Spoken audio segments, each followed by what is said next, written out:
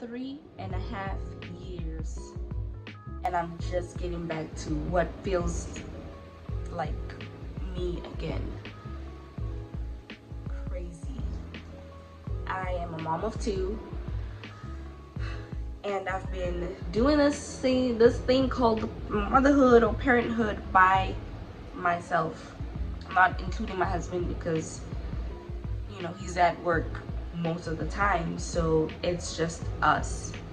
And for 3.5 years, it's like I just woke up from what seems like a terrible dream, but so fulfilling at the same time. It's such a weird space, but it feels like I just got out of it. It being postpartum, because it is rough. You are blessed if you have any type of support, be it your own family, friends around, your neighbors.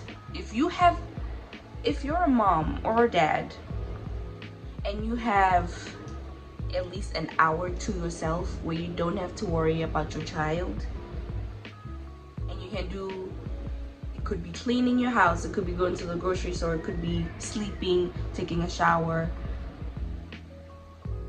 you are blessed. Because for 3.5 years I've been doing this. It almost felt like I was asleep and I just woke up from a terrible dream, because I have the effect of it. I see it in my body, I see it in how I feel. It's so weird. Long story short, I came to the United States 5 years now. I've been here for 5 years. It feels like yesterday, no lie. But I became a mom 2021. So almost 4 years now. It's been almost blank. And it's crazy because a lot of people, like on social media, I guess, when I talk to people, they're like, I don't know how you're doing it. I'm like, I don't know either. I'm here. I don't know. I wake up every day and it's go, go, go. I don't know where I get the energy. I don't know. It's willpower. It's willpower. Nothing explains it more than that. Knowing that if I don't do it, it doesn't get done. Or if I don't do it, no one else is going to do it. I can't slouch, unfortunately. I'm sick, but I cannot be sick. As soon as I hear a little itchy or a little snuffle, best believe I'm on top of it same time, because I cannot afford to be sick. God forbid I'm bedridden. No one is going to take care of my kid. I mean, my husband is here. Don't get me wrong. I have a husband. I'm not a single mom. I have a husband. But if he doesn't go to work, we don't get paid. And then we lose everything, technically. And if you don't pay rent for 1 month, you're out. So he cannot afford to not go to work. Which means if I'm sick, I still gotta get up, because them kids still need to be taken care of. I cannot call my mom and be like, hey, I need an hour or two, I need to sleep. No, I cannot. Probably can depend on my neighbor, but I can't. I don't know him like that. And it's this weird culture, American culture, I'm gonna say, where you are so isolated because you have to work all the time.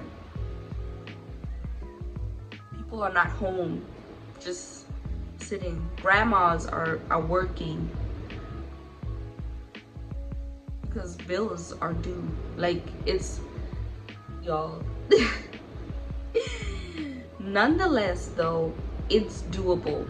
Okay, if you are in the trenches, if you're going through it, if you are an expecting parent, I guess, and you are by yourself, it's not terrible. Despite what I'm saying, it's not terrible. Yes, I just feel like I woke up from a dream, or I'm gaining my sentience back, but it's not terrible.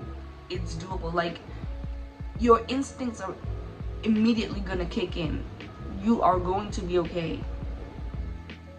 You're going to mentally, it will be hard.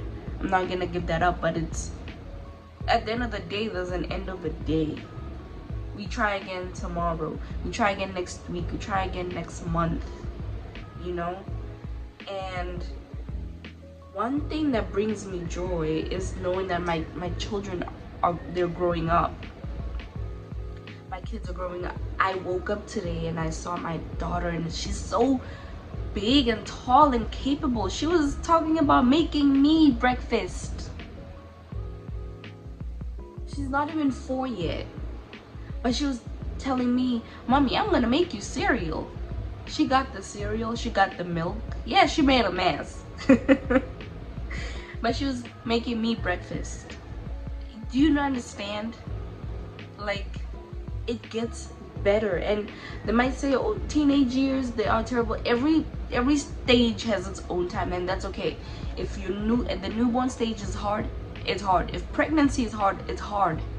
Don't take away from people saying, like, giving them fear of what is going to be. They talk about terrible twos all the time before your child is even 1 month old. Oh, you see the terrible twos. Or when they're 6 months old trying to crawl around. Oh, terrible twos is nothing like newborn. Let people have their time. Let people experience what they're experiencing right now without worrying about terrible twos, or when they're 5 and start talking back, when they're teenagers and they're not gonna hang around you. Stop. It might be what you're going through. It's not the same for everybody. And even if it is, let people enjoy where they are right now. They told me about terrible twos when I was pregnant with my daughter. I was out here like, Jesus Christ, now I'm dreading her being 2 years old, and it's such a joyful time. She's interactive. She's trying to learn with me. There's nothing wrong with that, you know? But if you place fear in people's brains, telling them it's gonna be the worst time of their lives, because right now I would be dreading them being teenagers, and it's like I'm here holding my son right now. Y'all can see him because he's breastfeeding, but I'm here holding him right now. Let me enjoy this moment. You know, so if you're one of those people to put fear in new moms, especially people who don't have support, stop.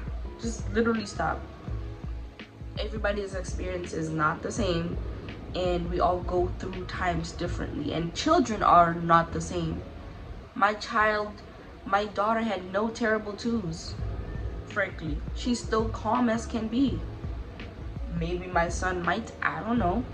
He's hyperactive. He's nothing like his sister, but you know, so not everybody's the same, and stop doing that. And postpartum is also not the same for everybody. My story is not the same for everybody. Everybody probably has support. You have family around, you have friends, you have neighbors, you have the ability to have a nanny. You know, things are not the same. So take my story as it is. I'm not saying it's going to be hard for everybody, because it's not. And yeah, I don't want to ramble and waste y'all time, but it literally feels like I just woke up from a terrible but such a good dream. Like, I understand. I understand. I know the things. I don't know what it is, but I just know. And it's the most amazing experience in my life. It was terrible. I needed my mother. I still do. All the time. Like, I used to just cry, being like, I need my mom. My daughter would be like, Mommy, Mommy. I'm like, yeah, Mommy, Mommy. You're right. I need my mom too. It is what it is. It has taught me so many things. This last 4 years, 3.5 years of being a mom, I would not take them back for anything, unfortunately. I will not. Like, personally, I wanted to be a flight attendant and just not have a family. But no. Screw that. I would take this over anything. Many lifetimes to come, I will do this again. I'm not saying I will, but because fuck. So yeah, seeing your baby's sweet face this makes everything better. Knowing they're healthy makes everything even more better. So embrace the time you're in right now. If they're teething and it's hard, that's okay. It literally will pass.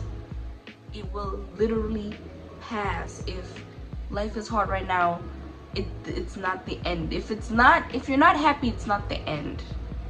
If you don't see light somewhere, it's not the end. Like, dark times don't last. So